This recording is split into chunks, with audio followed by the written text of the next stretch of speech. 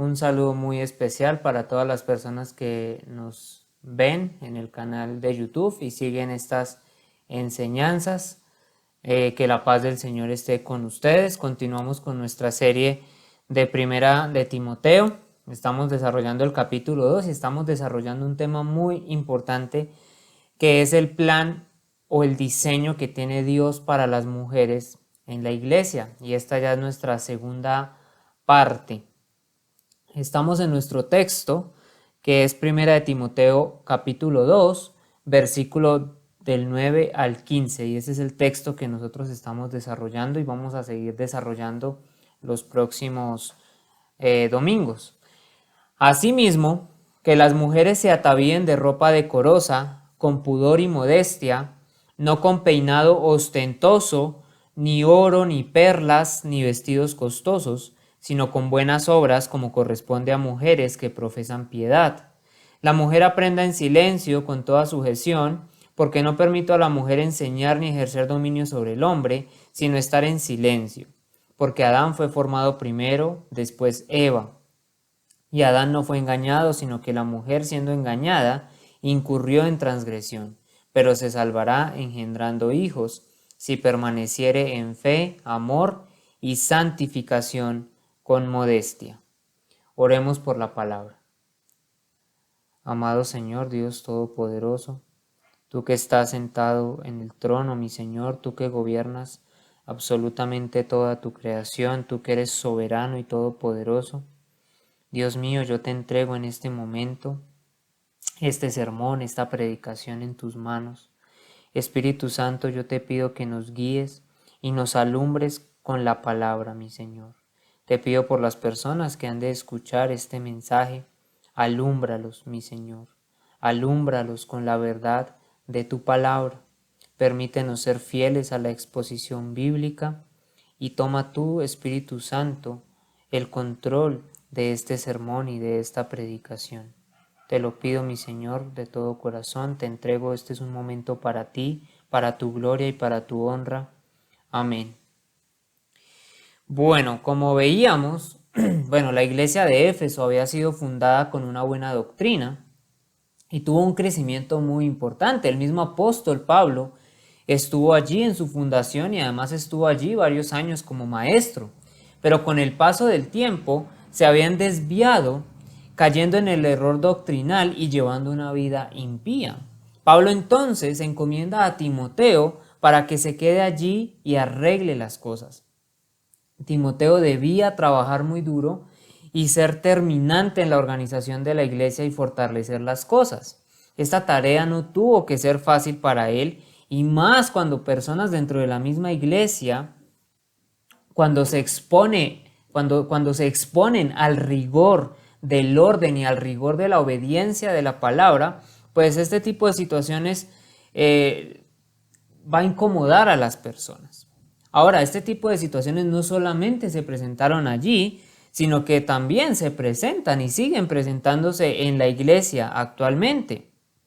Las personas están a veces tan acostumbradas a una religión instituida por hombres, a una idea del cristianismo que es netamente humano y filosóficamente humano, que cuando se enfrentan a la obediencia bíblica y a la disciplina bíblica, sus corazones no quieren aceptarlo y, razonando en sus propios pensamientos, quieren autojustificar sus acciones colocando una barrera inmediata donde de alguna u otra manera la obediencia bíblica o los parámetros establecidos por Dios les parecen injustos, o se convencen a sí mismos que dentro de la iglesia, dentro del liderazgo de la iglesia, se llevan las cosas de manera injusta por querer ser lo más acercados a la palabra posibles. Entonces, estas personas no muestran, obviamente, tener un carácter de humildad, no reconocen cuando están actuando mal o no reconocen que están llevando una vida pecaminosa. Y lo cierto es que siempre se van a querer autojustificar, sus acciones a la luz de que ellos no están mal en su manera de actuar, sino que son los demás es la doctrina, es en la iglesia, es el liderazgo el que está mal, pero ellos no, ellos están bien y siguen llevando su vida, su cristianismo, entre comillas, pues con su filosofía netamente humana. Entonces, esto sucede cuando se intenta establecer un orden y la obediencia a las escrituras dentro de la congregación. Timoteo tenía una labor muy importante y era a la vez una labor muy extenuante en la iglesia de Éfeso, y él tenía que afrontar todo este tipo de situaciones y de ataques. Tanto así que Pablo le escribe en el capítulo 4: ninguno tenga en poco tu juventud, sino sé ejemplo de los creyentes en palabra, conducta, amor, espíritu, fe y pureza. Primera Timoteo 4:12. A medida que avanzamos y vamos desarrollando la primera carta a Timoteo, vamos viendo cuál es el corazón de la misma. Y Pablo lo que está indicando a Timoteo, de lo que le está indicando de su labor en Éfeso, es que debe organizar las cosas y enseñarles cómo conducirse en la casa de Dios, que es la iglesia del Dios viviente, columna y baluarte. De verdad, primera de Timoteo 3:15. A menudo pienso si realmente como cristianos somos conscientes de lo importante que es la iglesia como cuerpo de Cristo, o simplemente vemos la iglesia como un club social y vamos a la iglesia como por cumplir un requisito de alguna u otra manera. Debemos ser conscientes de que la iglesia es la iglesia del Dios viviente y es columna y baluarte de la verdad. No tengamos en poco a la iglesia del Señor. La epístola, entonces, es una instrucción a un pastor joven quien tiene una responsabilidad frente a él, y es una responsabilidad que es difícil, pero pues no es imposible. Es una epístola de corrección, debido a los errores que existían allí en la iglesia. Debían ser corregidas muchas cosas. Entonces, entre los problemas de la iglesia de Éfeso, había un problema relacionado con las mujeres. Había herejía en general, había inmoralidad, impureza en general, y afectó tanto a los hombres como a las mujeres. Pero una cosa en particular se había convertido en un problema ahí, y es que había ciertas mujeres en la iglesia que estaban usurpando las funciones de autoridad de los hombres y deseaban ser las maestras oficiales de la iglesia. Había otras mujeres que estaban viniendo a adorar de una manera inapropiada, estaban vestidas de manera inapropiada para la adoración, tenían una actitud de corazón inapropiada para la adoración y estaban negando su conducta, con su conducta estaban negando la profesión de servir a Dios y de querer adorar a Dios. Los versículos 9 al 15 componen un pasaje muy conciso. Este es un tratado, aunque utiliza pocas palabras, es un tratado muy amplio de la función de las mujeres. Aquí encontramos una presentación de 6 elementos relacionados con el lugar y con la función de una mujer en la iglesia. Estos 6 elementos con los que Pablo trata son la apariencia, la actitud, el testimonio, la función, su diseño y su contribución a la iglesia. Entonces recordemos el versículo 9: asimismo que las mujeres se atavíen de ropa decorosa, con pudor y modestia, no con peinado ostentoso, ni oro, ni perlas, ni vestidos costosos. En primer lugar, vimos la apariencia correcta de las mujeres en la iglesia. Las mujeres deben tener una preparación adecuada para la adoración en la iglesia. Su apariencia es muy importante. Ellas simplemente no deben desfilar su sexualidad, no deben desfilar su riqueza, no deben desfilar en una actitud de soberbia y orgullo, no deben desfilar una actitud de insubordinación a sus maridos, no deben hacer que otras personas las vean con envidia, no deben crear una tensión sexual entre otros hombres. Todas estas cosas están ligadas en lo que vimos en el versículo 9, su apariencia. La apariencia de una mujer en la iglesia es muy, muy importante. Obviamente algunas mujeres que estaban en aquella congregación estaban llamando la atención a sí mismas para satisfacer sus propias pasiones y sus propios deseos egoístas.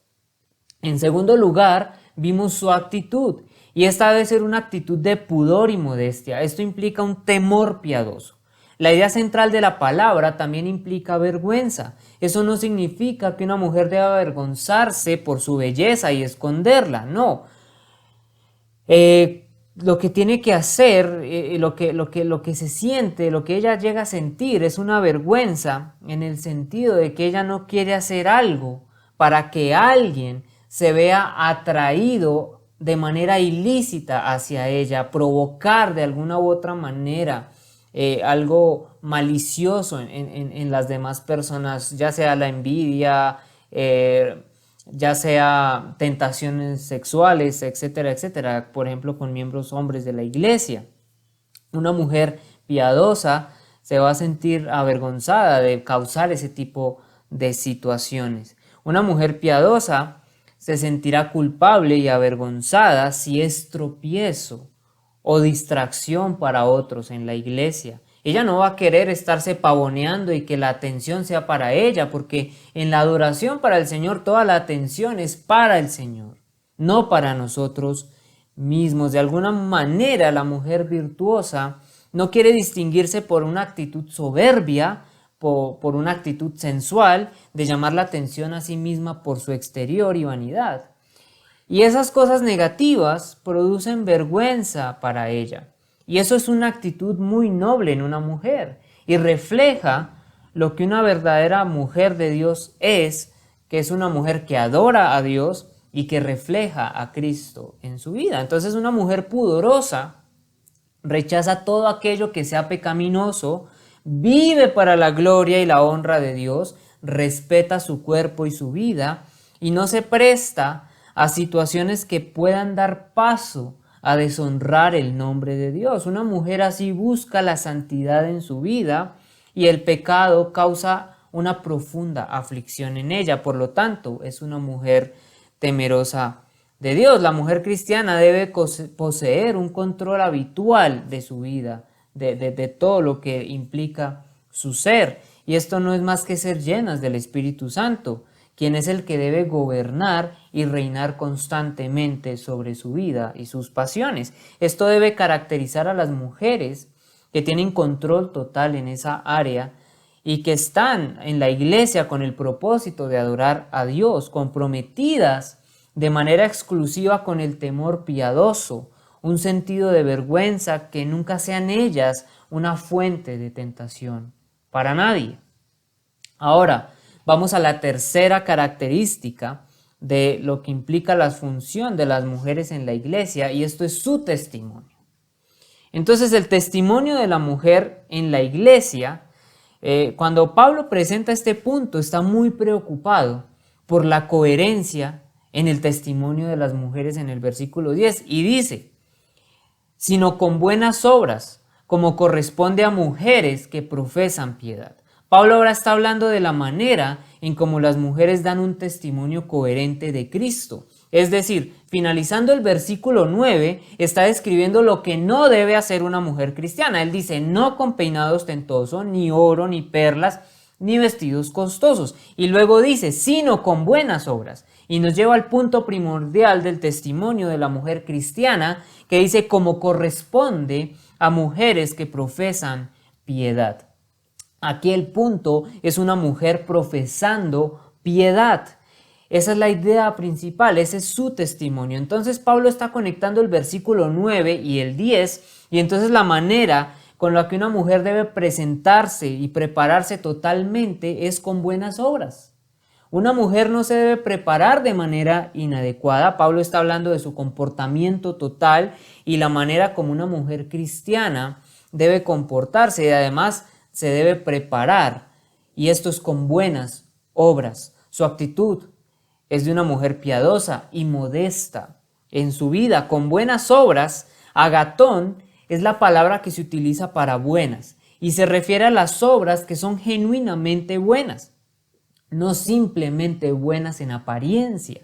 Lo que nos enseña esto es que la mujer debe mostrar su devoción a Dios, y esto es muy importante de entender, porque una mujer no puede decir que quiere servir a Dios, que quiere honrar a Dios, que quiere mostrar su amor y su reverencia a Dios, cuando por otro lado quiere violar la ley de Dios y quiere cambiar el propósito que tiene Dios para la mujer en la iglesia. Estas dos ideas son excluyentes a sí mismas y son opuestas. Entonces, tanto hombres como mujeres, todos los creyentes debemos de vivir de manera coherente con las Escrituras. Todos somos iguales ante Dios y somos responsables en la obediencia, pero las Escrituras son claras en cuanto a las funciones de hombres y mujeres, y si tanto hombres como mujeres no quieren obedecer y someterse a lo que la palabra dictamina en cuanto a roles y funciones, se está desobedeciendo de manera directa y abierta a Dios, quien fue además el que diseñó al hombre y a la mujer con sus respectivos roles y funciones. Cuando una mujer quiere salirse del plan diseñado por Dios para ella dentro de la iglesia, para servir a Dios, está actuando de manera contradictoria, si es que ella dice que quiere ser obediente a Dios. Entonces las mujeres deben dirigir su actitud y estar preparadas en su totalidad desde el interior hasta el exterior con buenas obras. Esto es actividades justas en su manera de vivir y en cómo se relacionan con los demás. Y Pablo entonces dice, hagan esto como corresponde a mujeres que profesan piedad. El testimonio de una mujer cristiana es su piedad. La palabra profesan es una palabra que significa comunicar de manera fuerte, significa hacer un anuncio público. Entonces estamos hablando de que las mujeres hacen un anuncio público, además es un anuncio fuerte de su testimonio, que es la manera en cómo viven piadosamente.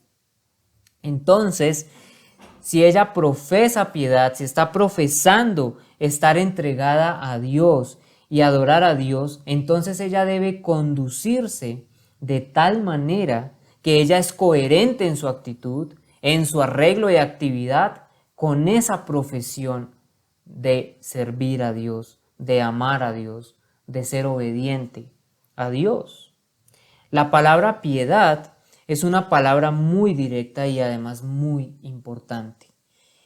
La palabra griega es theosebia y tiene el nombre de Dios ahí. La palabra para Dios aparece en esta palabra. Básicamente significa reverencia para Dios. Qué palabra tan importante. Y esto no solamente las mujeres, los hombres también deben vivir de una manera piadosa. Claro que sí. Pero vivir en una reverencia para Dios. Cuando alguien es cristiano, automáticamente se infiere y está diciendo públicamente que es reverente a Dios. Muy importante, mujeres, en su manera de vivir ustedes viven de manera tal que se ve esa reverencia a Dios. Cuando nosotros decimos ser cristianos, cuando estamos diciendo que somos personas que adoramos a Dios, que honramos a Dios, que servimos a Dios, estamos profesando piedad. Y ese es el centro aquí, profesar la piedad. ¿Vivimos coherentemente con eso? ¿Conforme a eso vivimos coherentemente tanto hombres como mujeres? Entonces, el punto que está presentando Pablo aquí es que si una mujer dice servir a Dios y amar y honrar y adorar a Dios, debe conducirse de tal manera que sus obras respalden esa profesión cristiana. Así es, y aquí es donde yace un problema muy significativo en la iglesia moderna, con la teología feminista y progresista que se está infiltrando en la iglesia. Están las mujeres que dicen que quieren además, y lo quieren hacer a la fuerza, quieren predicar, enseñar y asumir la autoridad y quieren ser las predicadoras de la iglesia y quieren ser reconocidas por igual en las funciones con los hombres, quieren ser ordenadas como ancianas en la iglesia, y el asunto no es como lo están abordando ellas, de que hay cierto tipo de opresión en la iglesia, sino es que no han querido ver y entender que todo parte de una diferencia de roles y funciones. Ese es el punto de partida para poder entender esto que el Espíritu Santo nos está enseñando aquí a través de Pablo. Hay una igualdad espiritual, pero hay una diferencia de roles y todo es por diseño divino. Entonces, si nosotros queremos entender el rol de los hombres, el rol de las mujeres en la iglesia, tenemos que entender que hay una igualdad espiritual, somos iguales en dignidad, tanto hombres como mujeres ante Dios, pero hay una diferencia clara y establecida de roles y funciones por diseño divino. Cuando las mujeres, y hay hombres que también están en oposición a esto, no están en oposición con los maestros que enseñamos esto, no están en oposición directa a una cultura o a una cultura religiosa de un cristianismo ortodoxo, no, están directamente en contra de Dios, porque Dios fue el que diseñó los roles y funciones para las mujeres. Si una mujer profesa piedad en su vida y es una mujer temerosa de Dios, va a ser obediente a las Escrituras en todo aspecto, incluyendo lo que la palabra manda en cuanto a las funciones que ejercen las mujeres. Se va a conducir en su actitud, en su forma de arreglarse y de prepararse y en su manera de conducirse coherentemente a las Escrituras como aquella mujer que profesa piedad. Y es que este asunto no debería ni siquiera ser de controversia. No debería haber un debate frente a esto, porque es que la palabra es muy clara y además está muy bien explicado este tema en las Escrituras. No debería haber controversia alguna, ni debate alguno frente a este tema. Entonces, el testimonio de una mujer cristiana es conforme a esa mujer que profesa su piedad y devoción a Dios. Y esto se ve reflejado en sus buenas obras, mostrando su fidelidad a Dios y a su palabra. Y eso se debe ver reflejado en la adoración en la iglesia. Una mujer que profesa su reverencia a Dios en su actitud cuando va a la iglesia a la adoración pública, lo va a reflejar, y además no lo va a reflejar de una manera forzada o porque le toca, sino que va a ser de una manera natural y legítima. Una mujer va a ir a la adoración y a la iglesia con un temor piadoso y un sentido de dominio propio.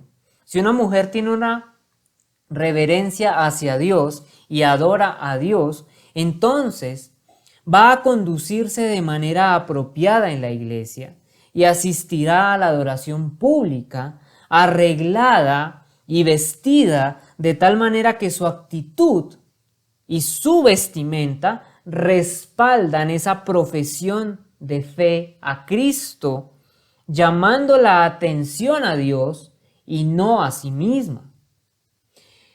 Lo que sucede en la actualidad es que las mujeres no quieren acatar esto y quieren ir vestidas no conforme a las buenas obras que la palabra indica, ni de manera pudorosa y modesta, sino que quieren ir vestidas como dictamina la sociedad, como la moda dictamina. Entonces, se lavan las manos y ellas dicen, si yo soy causa de tentación para alguien, no es mi culpa, es la culpa del hombre. Y claro, obviamente allí hay una culpabilidad del hombre, que el hombre tiene que estar guardando sus ojos, su vista, su mirada.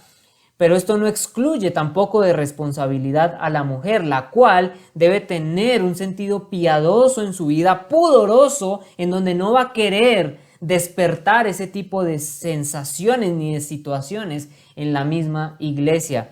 Y eso, mis queridas mujeres, lamento decirlo, si tú piensas de esa manera, tienes un pensamiento feminista arraigado en tu mente. Y recordemos, el feminismo en ningún caso trae nada bueno, lo mismo el machismo tampoco trae nada bueno, pero ese feminismo les quiere presentar una idea de libertad, pero lo que les está haciendo y les está causando es una esclavitud de sus propias concupiscencias y pecados.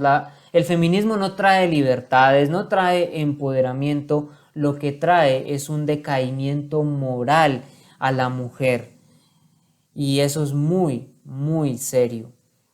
Entonces, mujeres, si ustedes de hecho adoran y honran a Dios, entonces se deben conducir y deben conducir sus actividades espirituales y las actividades de la vida diaria de tal manera que respaldan esa profesión, porque son mujeres bíblicas y fieles al diseño de Dios para ustedes. Esto nos lleva al cuarto punto, la función de la mujer en la iglesia.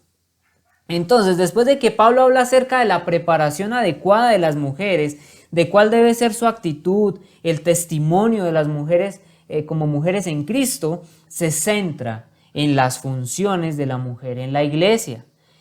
Y de esto tratan los versículos 11 y 12. Este tratado que Pablo nos está entregando aquí, debemos entenderlo muy bien. Por eso el tema de las funciones en la iglesia para la mujer lo dividiremos en dos partes, quizá en tres, pero tal vez lo podemos lograr dividir en dos partes. Y lo veremos una parte en este sermón y la siguiente parte la terminaremos de ver en el próximo sermón.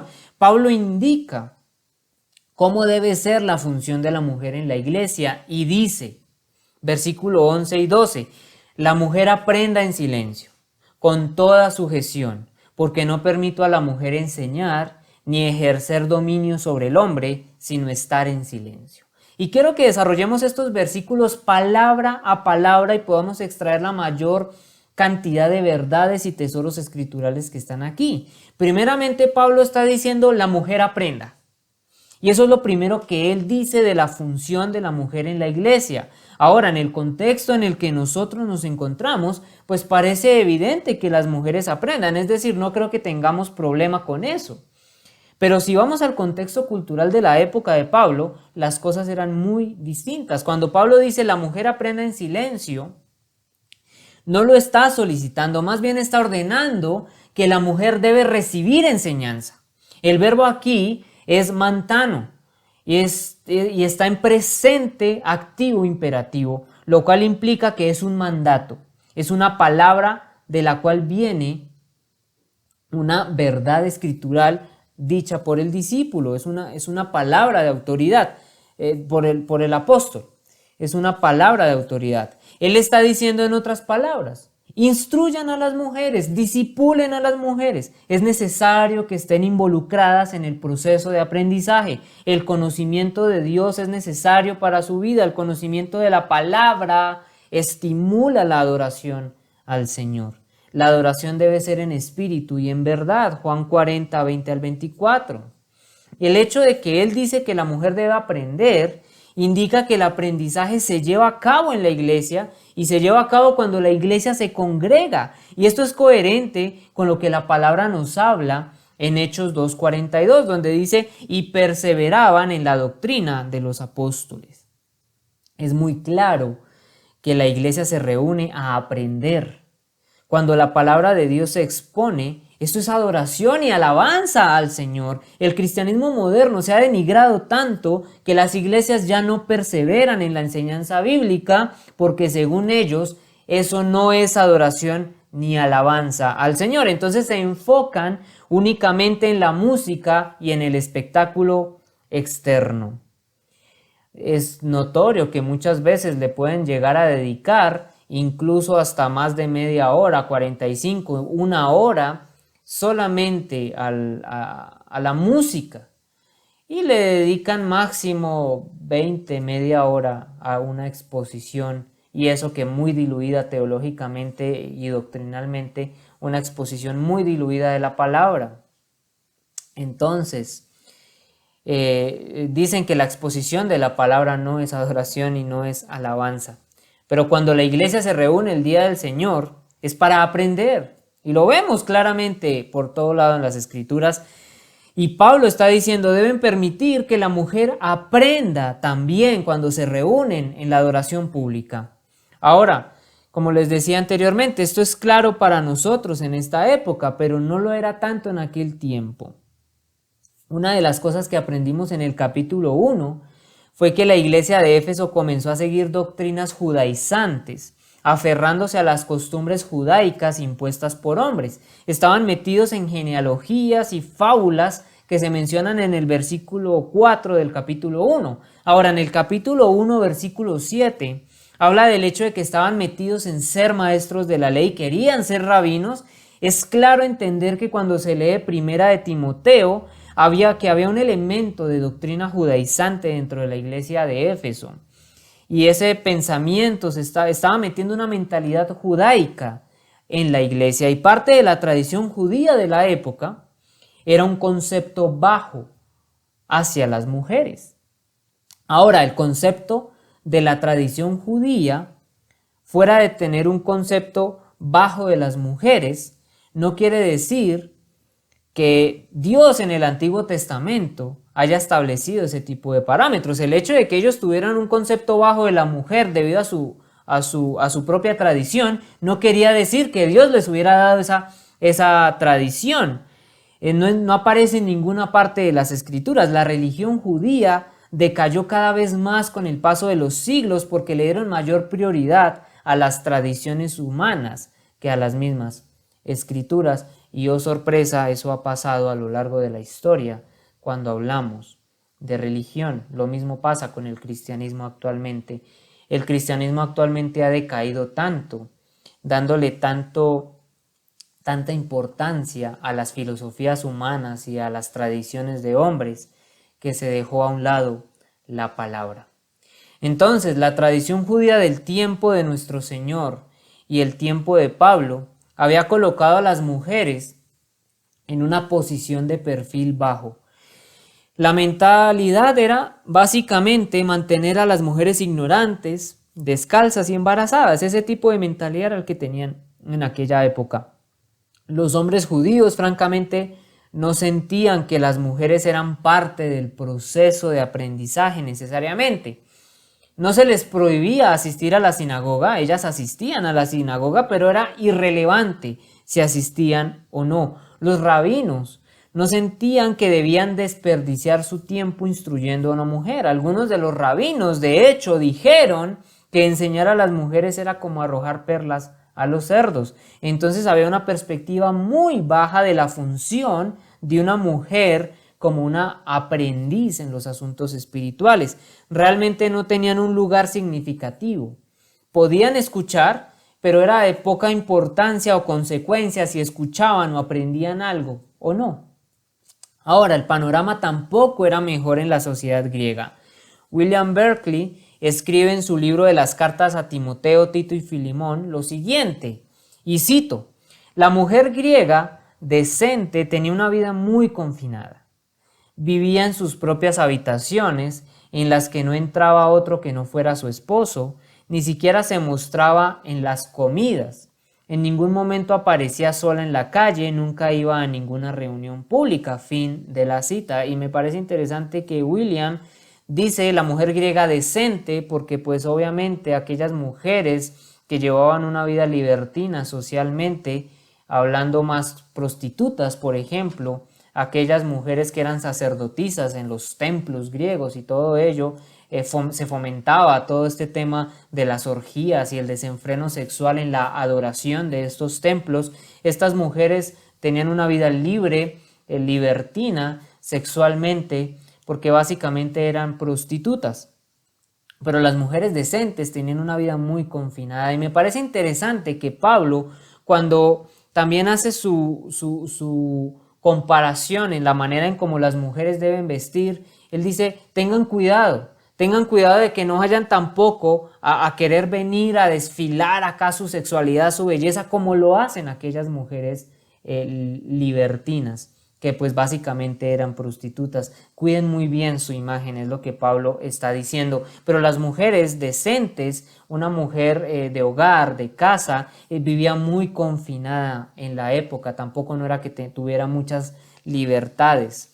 Entonces, la existencia de tal actitud mental en Éfeso pudiera haber contribuido a la reacción de las mujeres contra tal denigración. Lamentablemente, algunas mujeres fueron demasiado lejos, reaccionando fuertemente a esa represión que vivían, y entonces se fueron al otro extremo y buscaron ahora una posición dominante dentro de la iglesia. Estaban adoptando esa función agresivamente y no era apropiado para ellas tampoco llevar las cosas al otro extremo, y así lo mismo lo están haciendo en la actualidad.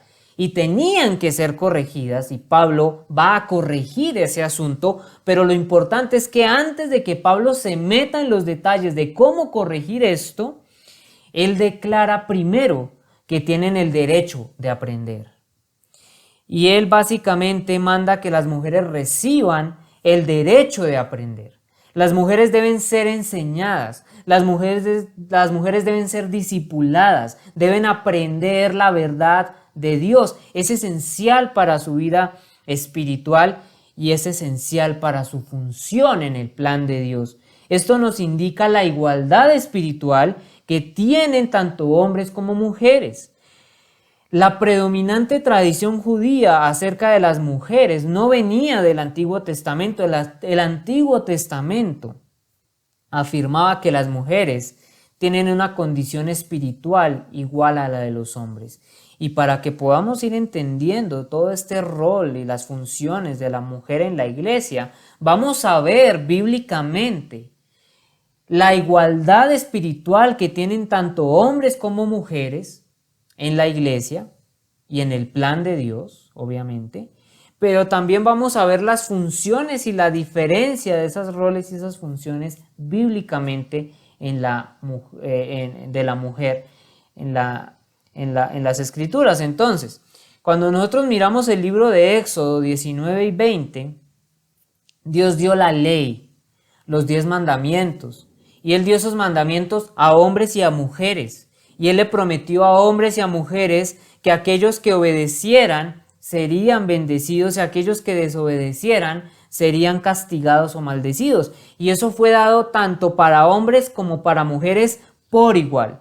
Por lo tanto, fue desde el mismo principio presentado por Dios que tanto los hombres como las mujeres eran responsables por su vida espiritual y su obediencia delante de Dios. Ambos tenían, tanto hombres como mujeres, la responsabilidad de enseñar a sus hijos. Dice: guarda, hijo mío, el mandamiento de tu padre y no dejes la enseñanza de tu madre. Proverbios 6:20. Indica que había una igualdad entre sexos en el conocimiento de la ley de Dios, y la responsabilidad de enseñar esa ley dentro de la familia era igualitariamente tanto para el hombre como para la mujer. Ahora, posiblemente más adelante podamos adentrarnos un poco más en que el hombre es ese sacerdote, pero eso no quiere decir que la mujer no enseñe la ley de Dios en su casa a sus hijos. En Éxodo 12, cuando Dios ordenó la Pascua, la cual era la celebración más importante en el calendario del año para los judíos, esa gran celebración del poder redentor de Dios al librarlos de Egipto, eso fue dado para hombres y para mujeres. No solamente fue para los hombres, fue para ambos. La protección de la ley se aplicaba igualmente a las mujeres como a los mismos hombres y tenían los mismos derechos civiles que los hombres. Me parece interesante. En Éxodo 21, capítulo 21, versículo 28 al 29, aparece una ley civil aquí que protege por igual tanto a hombres como mujeres. Dice: si un buey acorneare a un hombre o a mujer y a causa de ello muriere, el buey será apedreado y no será comida su carne, mas el dueño del buey será absuelto. Pero si el buey fuere acorneador desde tiempo atrás, y a su dueño lo hubiere notificado y no lo hubiere guardado, y matare a hombre o mujer, el buey será apedreado y también morirá su dueño. Podemos ver que en las leyes civiles había una igualdad para hombres y para mujeres. Las mujeres tenían derechos de herencia también, y dijeron: Jehová mandó a mi señor que por sorteo diese la tierra a los hijos de Israel en posesión. También ha mandado Jehová a mi señor que dé la posesión de Zelofehad a nuestro hermano, a sus hijas. Números 36 del 1 al 12. Las mujeres también podían recibir la herencia. Las leyes de la herencia también tenían sus mismos derechos. Hombres y mujeres igualmente participaban en las fiestas solemnes judías. Eso lo podemos ver en Éxodo 12:3, en Deuteronomio 16:9 al 15. algo que me parece muy importante e interesante. El más grande voto espiritual, el voto nazareo, estaba disponible para hombres y para mujeres. Es muy común escuchar del voto nazareo para hombres, tal vez fueron los que más lo hicieron, pero el voto nazareo era tanto para hombres como para mujeres. Dice la palabra: habla a los hijos de Israel y diles: el hombre o la mujer que se apartare haciendo voto de nazareo para dedicarse a Jehová, se abstendrá de vino y de sidra, no beberá vinagre de vino ni vinagre de sidra, ni beberá ningún licor de uvas, ni tampoco comerá uvas frescas ni secas. Números 6:2. Las mujeres participaban también en el servicio espiritual. Éxodo 38:8, Nehemías 7:67. Además, en el Antiguo Testamento vemos que hay igualdad en los dos sexos con respecto a Dios, cómo trató con las mujeres. Dios no evitó tratar directamente con las mujeres. Él no se dirigió a la mujer a través del hombre, sino que cada vez que Él quiso comunicarse con una mujer, Él lo hizo. Él se involucró también con las mujeres de manera muy personal, de maneras muy gloriosas y milagrosas también en su comunicación hacia las mujeres, tanto también como lo hizo con los hombres. Por ejemplo, en Génesis 3:13, Él se le apareció a Eva, tiene allí una comunicación directa con ella. En Génesis 16, versículo 8 en adelante, Él se aparece personalmente a Agar.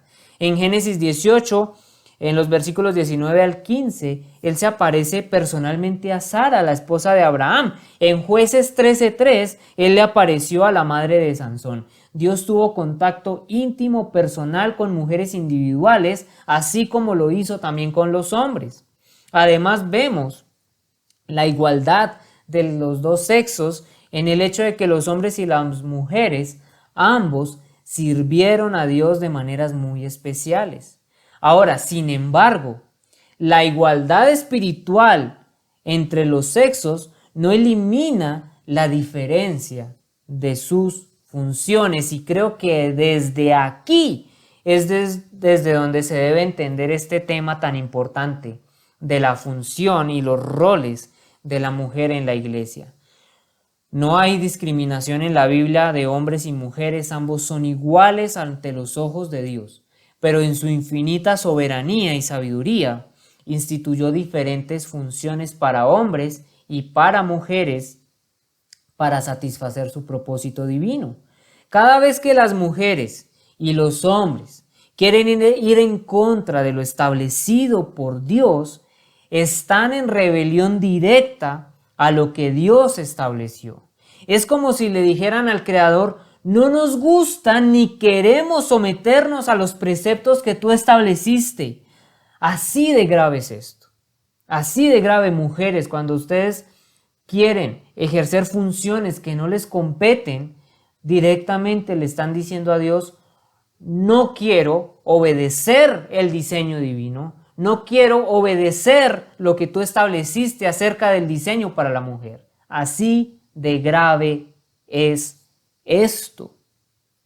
Por eso lo debemos entender muy bien, y por eso debemos entender esto de manera muy, pero muy profunda a la luz de las Escrituras. El ser humano podrá tener debates interminables sobre la igualdad hasta que ya no quede más gente con quien hablar, y la sociedad rebelde tratará de colocar las funciones de hombres y de mujeres por igual, queriendo violar el diseño divino para cada uno, pero ningún hombre, por más que se esfuercen, va a producir, engendrar y a dar a luz un bebé. Obviamente, para el intelecto más limitado, los hombres y las mujeres tienen funciones distintas. Es evidente. Cuán simple puede ser algo, pero la necedad se encarga de entorpecerlo. El diseño divino para hombres y mujeres se estableció desde la creación, y debemos entender que el hecho de que hombres y mujeres tienen funciones diferentes no disminuye su espiritualidad de ninguna manera ni menosprecia en ningún modo a la mujer. Pensemos en las funciones ahora de las mujeres en la Biblia. No voy a poder terminar de darlas todas en este sermón, por eso no se pueden perder el siguiente.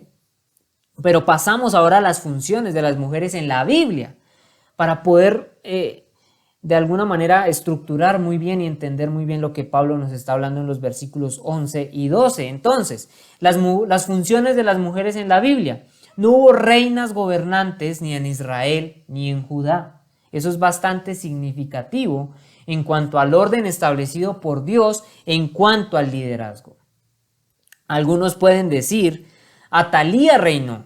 Está escrito en 2 de Crónicas capítulo 22. Ahora déjenme colocarlos en contexto. Atalía fue la madre del rey Ocosías. Cuando él murió, ella quiso gobernar. Entonces ella masacró a la familia real entera, parientes de su mismo hijo. Al único que no mató fue a Joás, el hijo de Ocosías, 2 de Crónicas 22:11. Él fue protegido y más adelante se convirtió en el rey, pero ella usurpó ese trono y hasta el día de hoy no está registrada ni enlistada en los reyes de esta tierra. No hubo mujeres reyes. Si queremos entender esto muy bien a la luz de las Escrituras, debemos profundizar en ellas y mirar esto con lupa. En la Biblia aparece una mujer que cumplía las tareas de un juez. Recordemos que Israel, después de la muerte de Josué, ya estando el pueblo en la tierra prometida, tuvieron una temporada de jueces que eran los que gobernaban el pueblo según Dios les guiara. Entonces, en Jueces 4 aparece Débora, esposa de Lapidot. Y la historia de Débora es bastante interesante y vamos a ver muy bien la función que cumplió ella y cómo lo hizo. Porque muchas mujeres queriendo llegar arrebatar de alguna u otra manera o querer tener la misma función que los hombres en la iglesia y que quieren ser pastoras y ancianas, se toman de estos pasajes y dicen, Débora fue una juez, por lo tanto yo puedo ser pastora. Y vamos a ver que no tiene sentido esa lógica y vamos a mirar cómo fue que cumplió su tarea Débora. Entonces, Débora no aparece sola en esta historia. En Jueces 4 y 5 aparece un comandante en jefe llamado Barak. Débora, quien cumplía tareas de juez y además era profetisa, y vamos a ver más adelante cuando las mujeres en ocasiones allí tienen un rol de profetisas, cómo es y cómo es que Dios lo emplea. Entonces Débora, en su función, le dice a Barak, ¿no te ha mandado Jehová Dios de Israel diciendo, ve, junta a tu gente en el monte de Tabor y toma contigo 10,000 hombres de la tribu de Neftalí y de la tribu de Zabulón, y yo atraeré hacia ti al arroyo de Sisón a Sísara, capitán del ejército de Javín, con sus carros y su ejército, y lo entregaré en tus manos? Jueces 4, 6 al 7. Entonces recordemos que ella es profetisa, Dios le da una revelación y un mensaje para Barak. Pero pregunto, ¿en manos de quién entregaría a los enemigos el Señor? En manos de Barak, no de ella. Ahora la historia se sigue poniendo interesante porque después de que Débora le da el mensaje a Barak y de que él tenía que ir y liderar a los israelitas en batalla, Barak le responde, si tú fueres conmigo, yo iré. Pero si no fueres conmigo, no iré. Versículo 8. Entonces Barak titubeó de alguna manera. Él era un hombre valiente, no podemos decir que era un cobarde. Él era valiente, pero en un momento de duda, su valentía se vio opacada. Entonces él le dice a Débora que vaya con él. Y la respuesta de Dios frente a esto fue la siguiente. En el siguiente versículo. Entonces ella dijo, iré contigo, mas no será tuya la gloria de la jornada que emprendes, porque en mano de mujer venderá Jehová a Sísara. Barak no debió dudar de Dios, es decir, el Señor le dice que le entregará a los enemigos, pero aún así él tiene dudas. Entonces aquí hay algo muy importante, porque la reprensión por parte de Dios a Barak era que la vida de Sísara, quien era el capitán del ejército enemigo, sería arrebatada por una mujer y no por él. Aquí muchos llegarían a pensar que Débora al final terminó dirigiendo todo el panorama y que ella fue la que se llevó pues toda esa gloria y todo ese reconocimiento en la jornada, pero no fue así. Los israelitas fueron al monte Tabor. En el valle estaba el ejército enemigo. Débora le anuncia a Barak que Dios dice que es el momento de atacar, y así lo hacen. Pero Barak es el que lidera toda la campaña. Obviamente Débora no participa en la batalla, ella estuvo acompañando a Barak en la campaña y en la marcha. Además, Dios hablaba a Barak a través de ella. Entonces Barak desciende del monte Tabor y el Señor entrega a filo de espada a sus enemigos. Sísara huye y huye a pie hasta que llega a una tienda de un campamento aliado para ellos, y más específicamente la tienda de Heber Ceneo, y salió a recibirlo la esposa de Heber llamada Jael. Ellos son aliados de Sísara o del ejército del rey allí, del ejército que comandaba Sísara. Dice la palabra, y saliendo Jael a recibir a Sísara, le dijo: ven, señor mío, ven a mí, no tengas temor. Y él vino a ella a la tienda y ella le cubrió con una manta. Y él le dijo: te ruego me des de beber un poco de agua, pues tengo sed. Y ella abrió un odre de leche y le dio a beber, y le volvió a cubrir. Y él le dijo: estate a la puerta de la tienda, y si alguien viniere y te preguntare diciendo: ¿hay aquí alguno? Tú responderás que no. Pero Jael, mujer de Heber, tomó una estaca de la tienda, y poniendo un mazo en su mano, se le acercó calladamente y le metió la estaca por las sienes y la enclavó en la tierra, pues él estaba cargado de sueño y cansado, y así murió. Jueces 4, 18, 21. Así se cumplió lo que el Señor dijo, que no sería Barak el que mataría a Sísara, sino una mujer. Pero dicha mujer no fue Débora, fue Jael, esposa de uno de los aliados enemigos. En la historia de Débora y Barak hay varias cosas importantes y es necesario entender la función que cumplió Débora allí. Aunque Barak tuvo momentos de duda y tambaleó en ocasiones, Débora nunca pasó por encima de él como teniendo más autoridad. Nunca lo insultó o lo reprendió, nunca lo criticó. Lo que Débora hizo todo el tiempo fue animar a Barak a hacer lo que el Señor lo había mandado hacer. Y esto armoniza perfectamente con Génesis, ya que el Señor dice que el hombre necesita ayuda idónea. Génesis 2, 18.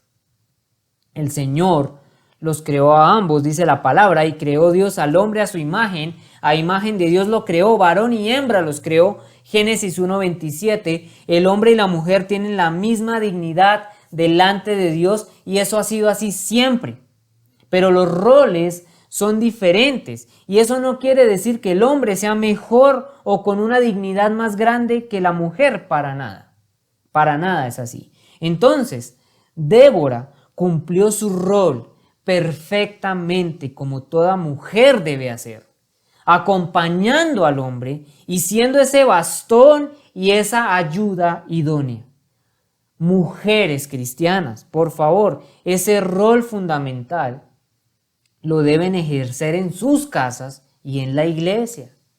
Deben ser mujeres sabias en el consejo de Dios y ayudar y ser ese apoyo en el liderazgo de la iglesia, ayudando a los hombres a completar la obra que Dios nos mandó a hacer. No ser piedra de tropiezo o mujeres rencillosas, quisquillosas, criticando las cosas de la iglesia, mostrando insensatez en vez de sabiduría.